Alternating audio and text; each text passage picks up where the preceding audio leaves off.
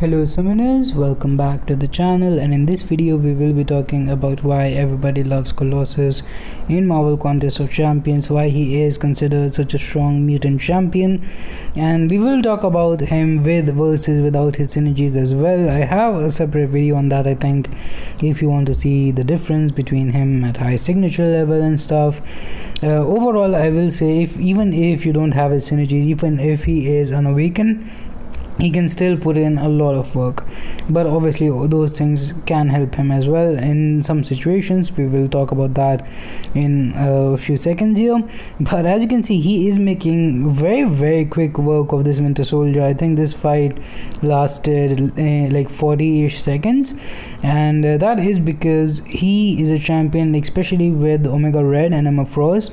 He benefits so much from it. Like, he generally, if you're playing him without synergies, you parry heavying for the most part, and when you have 2 bars of power, you're parrying heavying into a special 2 so that you have the fury for the special 2 repeat. And with that playstyle, you would assume that he is pretty bad for stuff like Labyrinth of Legends, because there is a limbo node, so you can't parry that much, which means you won't really get the furies from the heavy attack and stuff. But the thing is, with Omega Red and Emma Frost synergy, you don't really need the fury in order to do massive damage. As you can see, like, Red Hulk is actually not the best example for this because of the physical resistance and stuff, because when we are not critting, we're barely doing any damage, and here we did go for the fury. But you can see that even without it, our basic hits, our special attacks, they are doing a lot of damage, and that is why this character, I don't think he is better than Aegon. He's not better than Strive, Guillotine 2099, because he can't, like, unlike those champions, he can't carry over his damage output, but then building up the damage is really not hard at all.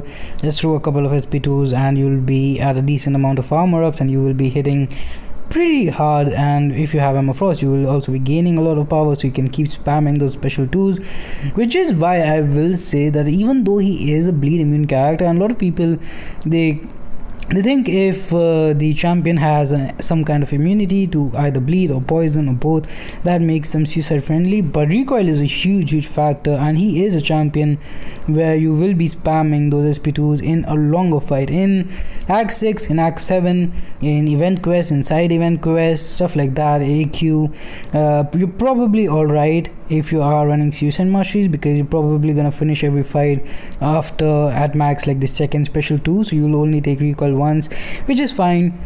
But in stuff like Labyrinth, you are really gonna be spamming those specials, which means that you will be taking a lot of recoil damage. Of course, here I was just doing this for a showcase for just the one fight, so it doesn't really matter. But as you can see, towards the end, we will be kind of low on health, even without making that many mistakes or taking that many hits. I actually don't remember if I ended up getting hit in this particular clip. Now, for Labyrinth, the one thing is, if you're not comfortable with intercepting, you might have problems, because he still doesn't have a way to get openings, so you will have to intercept, or you can play patiently, bait those special ones. The SP2 is definitely a little bit harder to get back into in time. SP1 is really easy to avoid and then dash back in and keep that going, and you can always bait his heavy attack as well. It does take some slight block damage and stuff. I was trying to parry his special attacks as well in order to gain more armor ups, but you can see, like, the damage output when we are going to be critting at this point is going to be huge.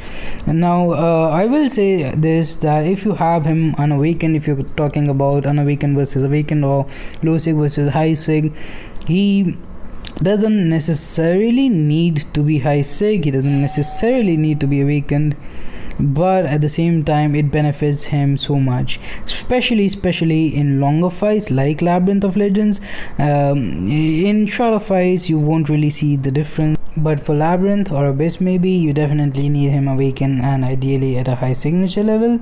Now overall, the best thing about this character is the fact that even though he benefits from a lot of stuff, he doesn't he isn't useless without that stuff. Like, I have him as a 6-star, I have him as a 5-star, and even though I don't always use these synergies, I still use Colossus a lot. So he's a very versatile character in my opinion. But that's gonna do it for this one. Thanks for watching. Have a nice day. Like this video, share with the lions, stay safe, have a good one, and bye bye.